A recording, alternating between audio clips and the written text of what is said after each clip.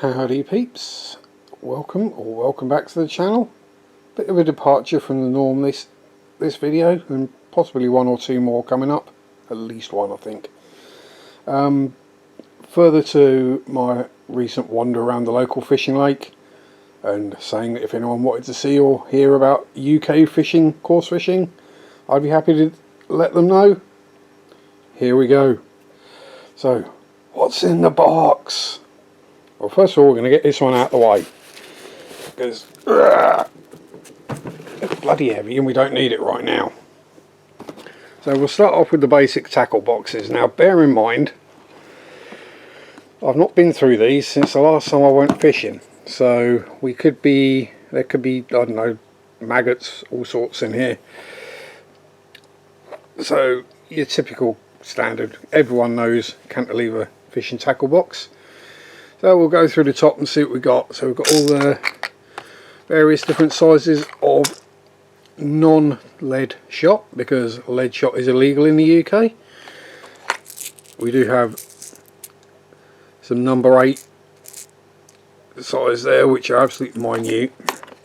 They are lead because number 8 is the smallest or the largest that you can actually use in lead. And there's actually a couple on this piece of hook link. So yeah, there's 2 number 8 shot. And a hook floating about in the top of the tackle box, so that's safe. Plummet for plumbing the depth, so you know you're fishing exactly on the bottom. Pellet bands for when you're fishing with pellets that are hard and you obviously can't put them on the hook, so you use what is in essence a small rubber band that's a similar colour to the pellet to hold it on. End cap from a landing net handle. Bait drill for hard baits. You need to drill. Baiting needle, which is actually used for one of the there might be some in the bottom, quick stops, and the actual gated baiting needle for using on hair rigs. More of that later. Oh god, these things never open straight, do they? Now what do we have here? Oh, more mess. So bread punch, random hooks and shot, fake dog biscuit on a hair, actually that is on a hair rig, or it should be, but oh, that is a hair rig. So the bait isn't actually on the hook, it's just below it. And we have hook boxes, 2 of magnetic. I think that is the big hooks in there, and there should be smaller ones in here.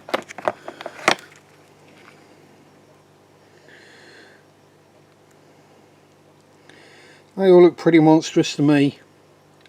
Must have used up all the little ones. And we have a bunch of size 14 circle hooks.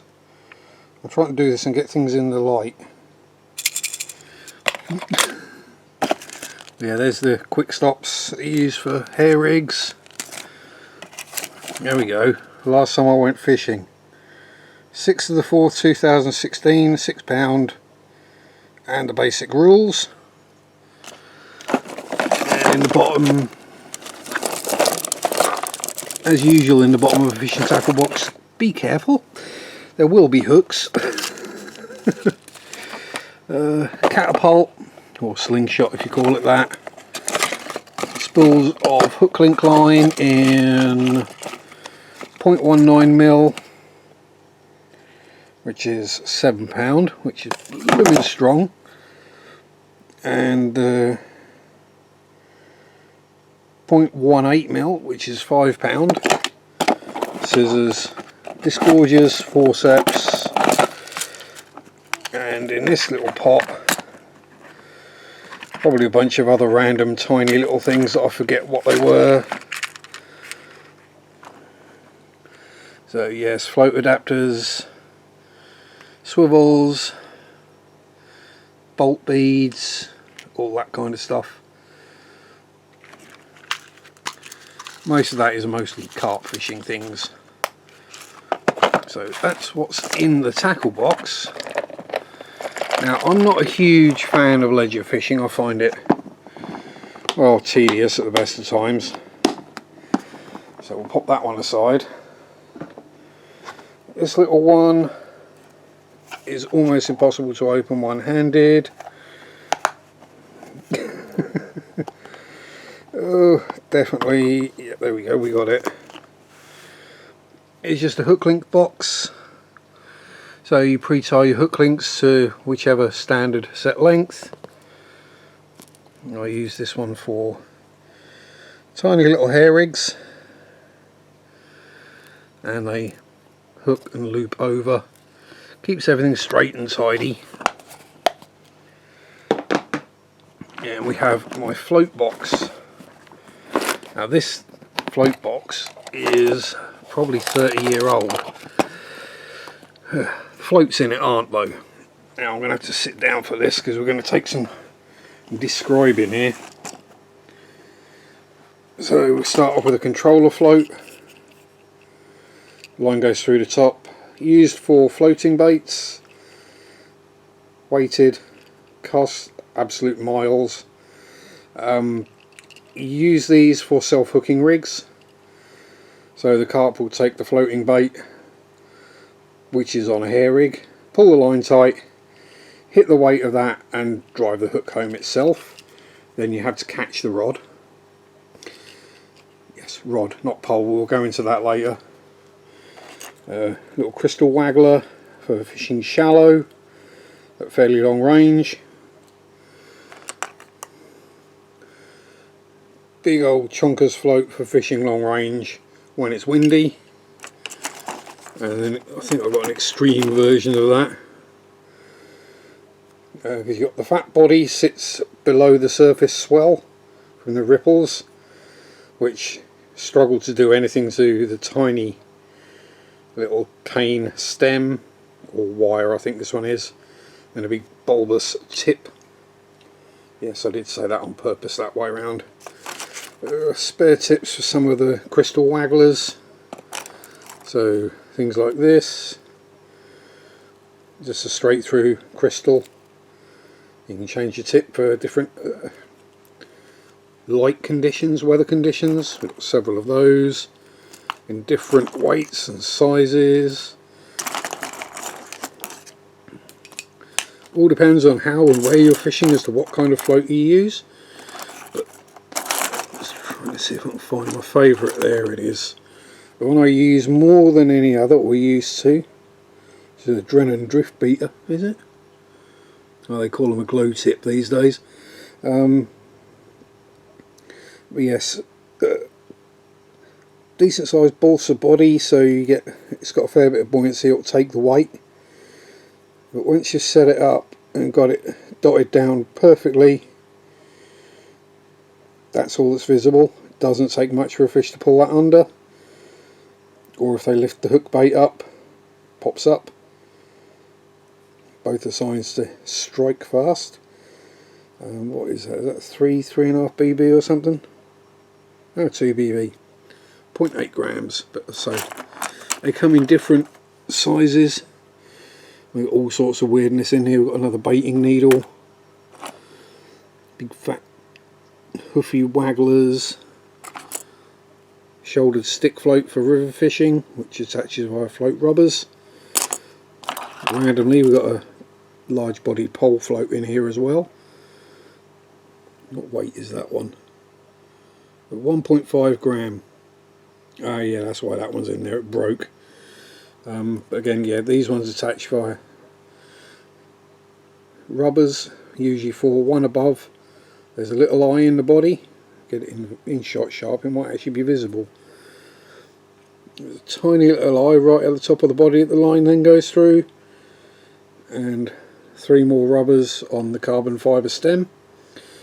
Now the thing I really like about these kind of floats with the is actually a clear hollow stem is they do glow really well, so you can see them easily from a long way away. Where'd it go? As I say, when I was fishing for things like crucian carp, I would dot it down to about there, and you can see that from 40-50 feet away, no problems.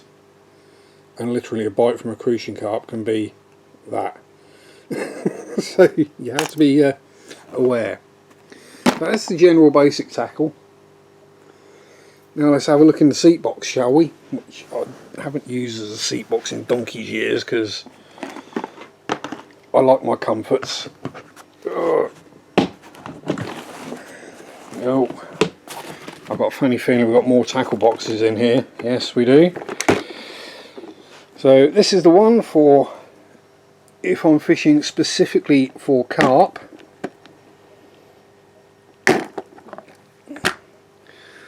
So we have is that a beta? That's a loop knot tire. Got the various bolt beads. 2-part bead, slips over the line, locks things in place. The weights, inline lead. These are actually all lead because they are over an ounce in weight, which means it's legal to use lead shot over or lead weights over an ounce. We have foam balls, pop up, so instead of the bait sitting directly on the bottom, it will pop up slightly above it. Brightly coloured, and you can soak them in flavourings, various other small pieces of end tackle. We've got fake corn bait stops, so you slide your main bait onto the hair rig, hook the loop in the end of the hair through the top of the piece of corn and pull the bait down. What used to be known as a monkey climber, but is probably not allowed to anymore, a bite indicator. So that goes onto your bank stick. That hooks over your line, balance it out, and then when you get a bite it'll either go like that or it'll go like that. And there's a gap in it to stick a night light if you need. And we have the electronic bite alarm, the micro version, which I'm guessing the battery is probably dead in by now.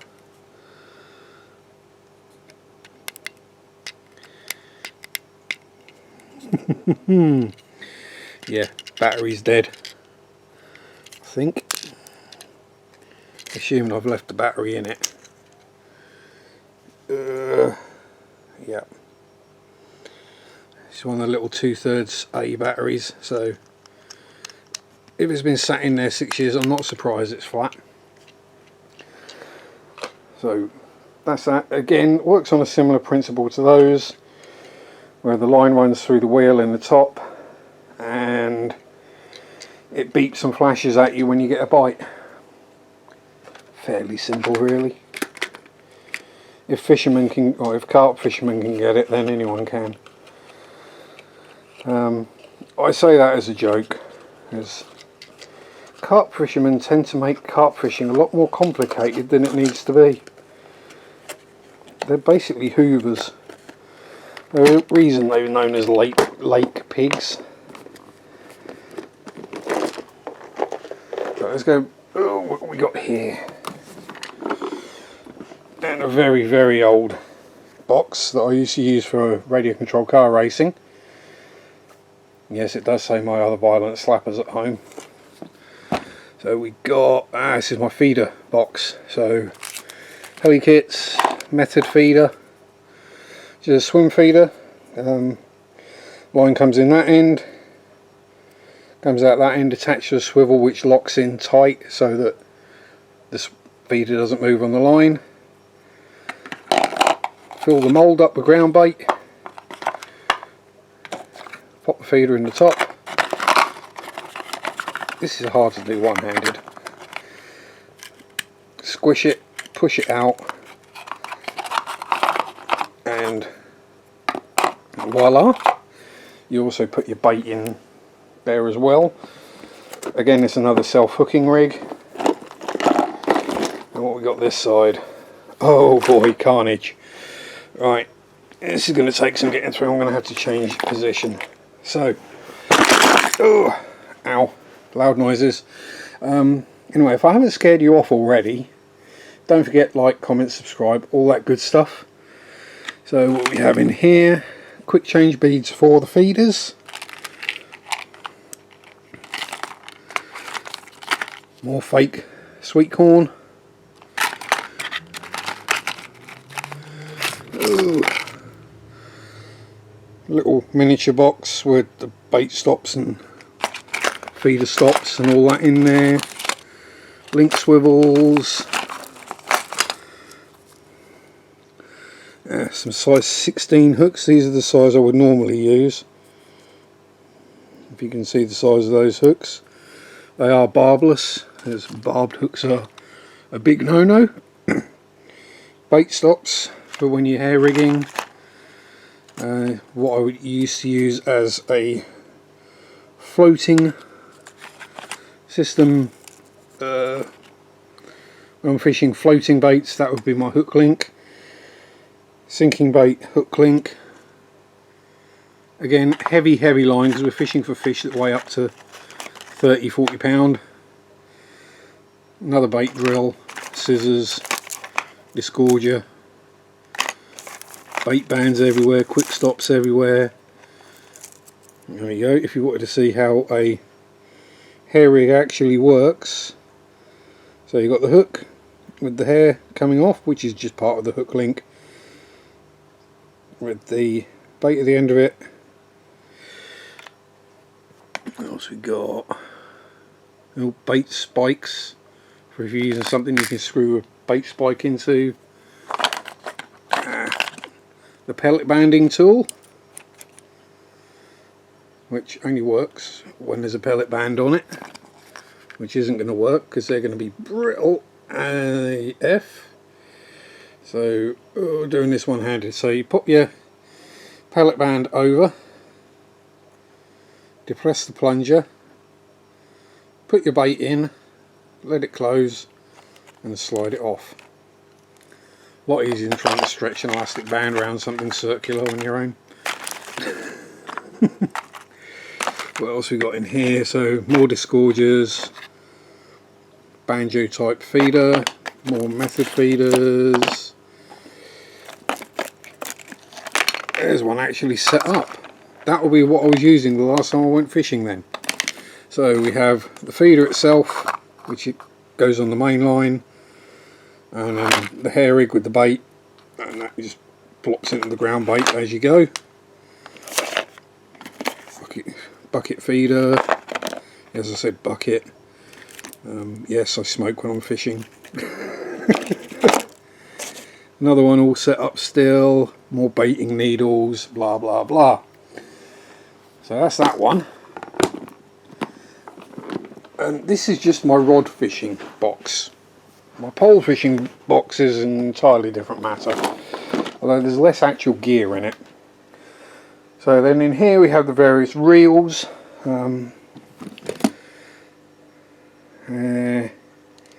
Matt Carp Tech, good solid reel, probably a £5 hook line on that. Had lots of very good fish on that reel.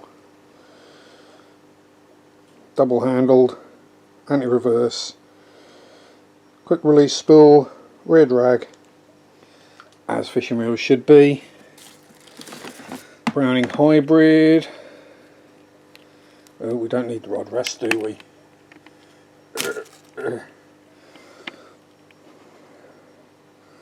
Again with the red Drennan line.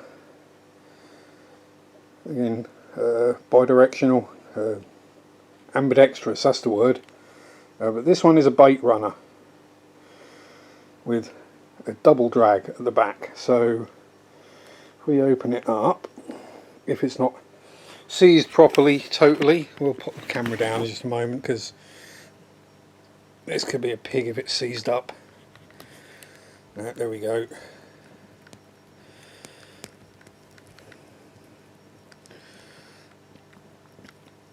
Right. Right, there we are. Real functioning. So, camera's getting hot actually. So you've got your normal drag, so when a fish pulls it can take line. Bear in mind this is a carp fishing reel, so it's set pretty high.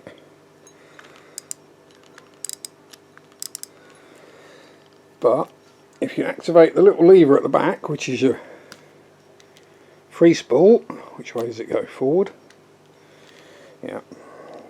Then takes off all the drag so that the fish can run, and as soon as you move the reel handle, providing the reel's actually, there we go, attached, the bait runner comes off and you're back on the full fighting drag. We've got another even bigger version which I very rarely use. Various rod rests, hook links type stuff. Weigh net, very important thing, or weigh sling, sorry. So you wet that, weigh it, pop the fish in that, then you weigh both with your handy dandy scales, which, let's see, is the battery dead? No, battery's still got life in it. Wowzers.